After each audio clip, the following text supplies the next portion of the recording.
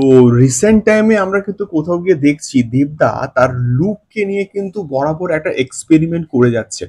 তো সেক্ষেত্রে রঘু ডাকাতে একটা ডিফারেন্ট লুক কিন্তু থাকবে এবং সেই লুকটার কাজ অলরেডি কিন্তু হয়ে গেছে এবং শুটিং অলরেডি কমপ্লিট এবং পোস্ট প্রোডাকশনের কাজ চলছে, ডাবিং এর কাজ চলছে।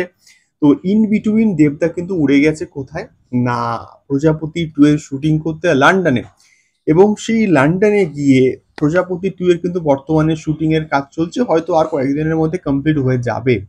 তো সেক্ষেত্রে সেই জায়গাতে কিন্তু প্রজাপতি 2 এর সেট থেকে কয়েকটা ছবি কিন্তু এসছে, দেবদারি ছবি, এবং তার সঙ্গে সঙ্গে মোস্ট ইম্পর্টেন্ট জ্যোতির্ময় কুণ্ডুর ছবিও কিন্তু একটা লিক হয়েছে। এবং সেই ছবিতে দেবদাকে এতটা ফ্রেশ লাগছে, এতটা অন্যরকম লুকে আমরা কোথাও গিয়ে দেখতে পাচ্ছি, সেই লুকটা কিন্তু দুর্দান্ত লাগছে, দুর্দান্ত কিন্তু লাগছে, একটা ফ্রেশ একটা কিন্তু লুক লাগছে। এবং তার সঙ্গে সঙ্গে মিঠুন চক্রবর্তীকেও আমরা কিন্তু কোথাও গিয়ে দেখতে পাচ্ছি, এবং সব থেকে মোস্ট ইম্পর্টেন্টলি এখানে ইধিকা পলও কিন্তু নাকি থাকতে পারে একটা খুবই ইম্পর্টেন্ট চরিত্রে। বাট এখানে জ্যোতির্ময়ী কুণ্ডুকেও কিন্তু দুর্দান্ত একটা মিষ্টি কিন্তু লাগছে, মিষ্টি একটা কম্বিনেশন আমি শিওর পাবো। এবং দেব এবং তার মধ্যেকার যে কেমিস্ট্রিটা খুব ভালো করে যদি ওয়ার্ক করে যায়, তাহলে প্রজাপতি 2 হিট হবেই। দেখা যাক কি ধরনের প্লট থাকে, প্রজাপতি যেখানে শেষ হয়েছে তারপর থেকে হয় নাকি এটা ফ্রেশ গল্প হয়, এটাই কিন্তু আমাদের লক্ষ্য থাকবে বা দেখার মতো বিষয়পত্র থাকবে। এবং লন্ডনের শুট কমপ্লিট হয়ে গেলে হয়তো তারা কলকাতা ফিরে আসবে এবং সেখানে এসে হয়তো বাদবাকি পোর্শনের প্যাচ আপ শুট করে পুরোপুরি র্যাপ আপ হয়ে যাবে। তো সেক্ষেত্রে প্রজাপতি 2 এর মতন ছবি খুব বেশি সময় কিন্তু শুট করতে লাগে না, খুব জলদি কিন্তু শুট হয়ে যায়। বাট গল্পের মধ্যে বস পোটেনশিয়াল থাকতে হবে, গল্পের মধ্যে যদি একবার পোটেনশিয়াল থাকে তাহলে কিন্তু সেই গল্পটা অডিয়েন্স খুব ভালো করে রিলেট করতে পারে। আমি শিওর অভিজিৎ সেন সেই ধরনের প্লট নিয়েই হয়তো কাজ করছেন। দেখা যাক কেমন হয় প্রজাপতি 2। দ্বিতীয়ত কথা বলবো ওয়ার 2 কে নিয়ে। সো ওয়ার 2 কে নিয়ে এক্সাইটমেন্ট তো ব্যাপক আমার কিন্তু আছে, এবং ওয়ার 2 ভালো একটা রেসপন্স করুক এটা আমরা চাই।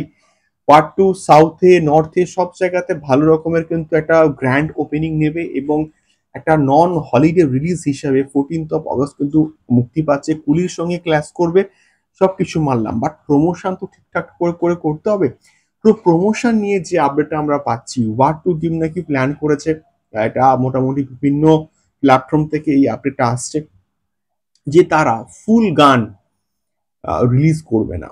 অর্থাৎ যে যে ডান্স যে ডান্স নাম্বারটা রয়েছে, সেই ডান্স নাম্বার অর্থাৎ জুনিয়র এনটিআর এবং ঋত্বিকের মধ্যেকার যে ডান্স নাম্বারটা সেইটা, বা ঋত্বিক এবং কিয়ারার মধ্যেকার যে রোমান্টিক সং সেইটা, তারা নাকি রিলিজই করবে না, তারা নাকি শুধুমাত্র প্রোমো রিলিজ করে ছেড়ে দেবে।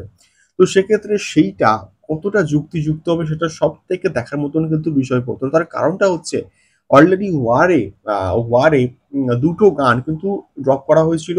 ওই ঘুংরু বলে যে গানটা, ওই গানটা বাণী কাপুরের সঙ্গে, ওই গানটা প্রচন্ড কিন্তু ভাইরাল হয়েছিল। এবং তার সঙ্গে সঙ্গে ওই যে আমাদের টাইগার শ্রফ এবং ঋত্বিকের মধ্যেকার যে ডান্সটা আর ডান্স নাম্বারটা, ওটাও হচ্ছে গিয়ে ব্যাপক কিন্তু মানে রেসপন্স হচ্ছিল, এবং তারপরে কিন্তু ওয়ার 2 এর হাইপটা আরো কোথাও গিয়ে অনেক গুণে কিন্তু বেড়ে গেছিল। তো সেক্ষেত্রে আমার মনে হয় যে যদি ফুল গানটাকে রিলিজ করা হয়, ড্রপ করা হয়, তাহলে কিন্তু ওয়ার 2 এর হাইপটা আরো আরো কিন্তু বাড়তে পারে। তোমাদের কি মতামত অবশ্যই কিন্তু কমেন্ট করতে পারো। দেখা হচ্ছে পরবর্তী ভিডিওতে। টাটা।